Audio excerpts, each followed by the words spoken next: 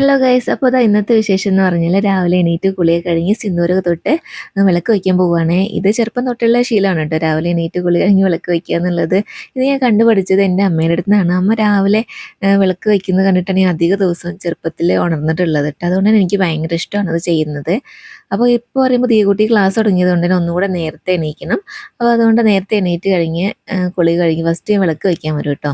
അങ്ങനെ വിളക്ക് വെച്ച് പിന്നെ ചന്ദനത്തിരി കത്തിച്ച് കർപ്പൂരം കത്തിച്ച് അങ്ങനെ തൊഴലും കഴിഞ്ഞ് നമ്മൾ ഏത്തമിടും. അങ്ങനെ ഏത്തമിടലും കൂടെ കഴിഞ്ഞ് ചന്ദനക്കുറിയും തൊട്ടിട്ടാണ് നമ്മൾ മറ്റൊരു പരിപാടിയിലേക്ക് അന്ന് കിടക്കുക. അങ്ങനെ ഒരു വല്ലാത്തൊരു ഫീലാണ്. എന്ന് വെച്ചാൽ രാവിലെ കുളിക്കുമ്പോൾ തന്നെ, രാവിലെ എണീറ്റ് കുളി കഴിയുമ്പോൾ തന്നെ നമുക്ക് വല്ലാത്തൊരു ഫ്രഷ് ഫീലാണല്ലോ.